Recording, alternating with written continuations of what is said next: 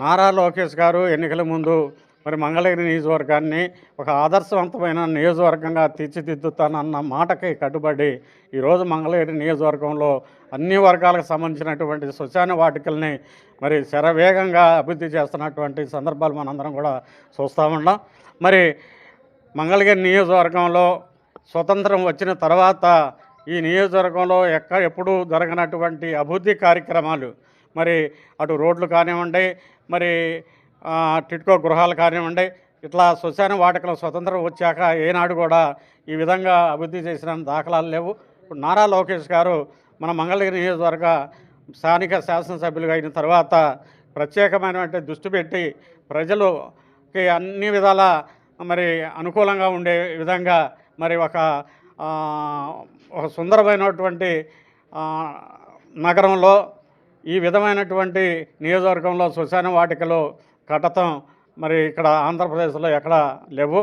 ఈ మంగళగిరి నియోజకవర్గంలో మరి ఏనాడో మరి ఇక్కడ ప్రజలు పుణ్యం చేసుకున్న దరిమిలా ఈరోజు నారా లోకేష్ గారి సౌజన్యంతో ఇలాంటి మంచి కార్యక్రమాలు మరి ప్రారంభించుకోవటం, ఆయన అభివృద్ధి చేయటం, ఇవన్నీ ఆయన ఆలోచనకి తగ్గట్టుగా ఈ యొక్క నియోజకవర్గంలో శ్మశాన వాటికలే కాదు అన్ని రకాలుగా అభివృద్ధి జరుగుతూ ఉంది. ఇంకా అభివృద్ధి చేసే అవకాశాలు ఉన్నాయి. కాబట్టి మరి నారా లోకేష్ గారికి ప్రత్యేకంగా ఈ సందర్భంగా మరి ఆత్మూరు గ్రామ ప్రజల తరపున, నా తరపున, అందరి తరపున కూడా వారికి ప్రత్యేక ధన్యవాదాలు తెలియపరుచుకుంటూ సెలవు తీసుకుంటున్నాం.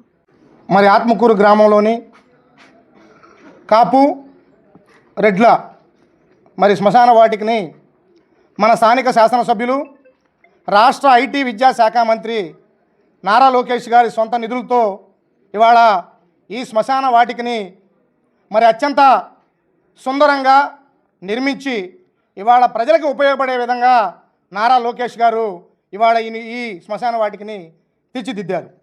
గత 50 సంవత్సరాల క్రితం మనం శ్మశాన వాటిలోకి వెళ్ళాలంటే చాలా దుర్భరమైన పరిస్థితి. కనీసం కాళ్ళు కడుక్కోవడానికి కూడా నీళ్లు లేని పరిస్థితుల్లో గత 50 సంవత్సరాల నుంచి ఈ నియోజకవర్గంలో ఉన్న పరిస్థితి.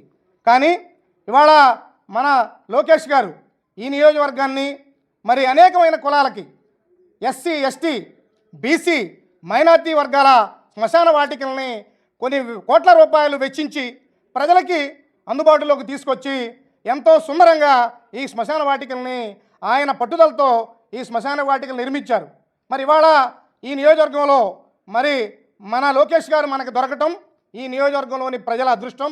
ఆత్మగూరులోను కాపులో రెడ్ల శ్మశాన వాటిక, అట్లాగే గౌడ సంఘం, బీసీ సంఘం తరపున శ్మశాన వేదిక, అట్లాగే పద్మశాలి శ్మశాన వాటిక, ఈ 3 కూడా ప్రారంభోత్సవం జరిగింది. ఈ ప్రారంభోత్సవం చాలా ఊరందరికి కూడా పండగ దినంగా కనిపించింది. అదే కాకుండా ఎవరైనా పొలాలు వెళ్ళి వస్తా కానీ ఏదైనా పని మీద వస్తా శ్మశానాల దగ్గరకు రాగానే అటు పక్కకు తల తిప్పుకొని ముసుకేసుకొని వెళ్ళేవాళ్ళు. ఇవాళ అలా కాకుండా ప్రతి శ్మశానంలో కూడా పండగ వాతావరణమును శివుని దర్శించుకొని కాసేపు పార్కులాగా కూర్చొని వెళ్ళే వాతావరణం కల్పించి ఒక దేవుడు, ఒక దేవతలు తిరుగుతున్నారు వాళ్ళ శ్మశానంలో, దెయ్యాలు కాకుండా అని చెప్పని మన లోకేష్ గారు మన గ్రామాలకు కావాలని చెప్పి చేశారు. ఇదంతా చేసినందుకు గ్రామం తరపున, కూటమి తరపున, అన్ని పార్టీల తరపున కూడా ఆయనకు ధన్యవాదాలు తెలియజేసుకున్నాను. వచ్చే నాయకులకు కూడా ధన్యవాదాలు. మన ఆత్మకూరు గ్రామంలో పద్మశాలి శ్మశాన వాటిక ప్రారంభించుకోవడం జరిగింది. దీనికి ముందు నాయుల శ్మశానం, రెడ్ల శ్మశానం, అలాగే గౌడ శ్మశానం, అలాగే మనకి ఈ సొంత నిధులతో నారా లోకేష్ గారు సొంత నిధులతో మన ఎలక్షన్ ముందు ఏ మాట చెప్పారో మన మంగళగిరి నియోజకవర్గం రూపురేఖలు మారుతానన్నట్టుగా ఆయన అన్నమాట ఏ మాట తప్పలేదు. ఇక ముందు కూడా మన లోకేష్ గారికి ఎంతో మనం రుణపడి ఉంటాము.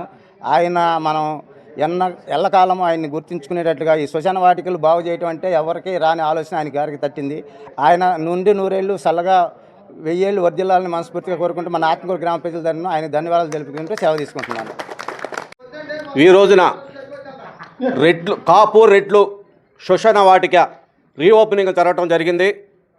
మరి దీనికి ఇచ్చేసిన పెద్దలందరూ కూడా నా హృదయపూర్వక కృతజ్ఞతలు, నమస్కారములు.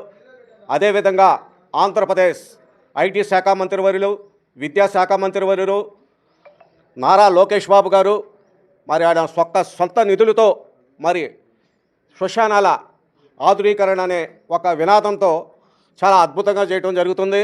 మరి అందులో భాగంగానే ఈ శ్మశానంలో మరి దహనం చేయడానికి ఒక షెడ్డు, అదేవిధంగా మరి ఎవరన్నా అద్దెకుండేవాళ్ళు కానీ ఇల్లు లేని వాళ్ళు కానీ వాళ్ళకి మరి ఆ కార్యక్రమాలు అయిపోయే వరకు కూడా ఉండటానికి ఒక బిల్డింగు, అదేవిధంగా పార్కింగ్ టైల్సు, మరి అదేవిధంగా మరి శివుడు బొమ్మ, ఈ విధంగా ఆధునిక సౌకర్యాలతో ఈ రోజున ఈ శ్మశాన వాటిక ఒక అద్భుతంగా ఉంది.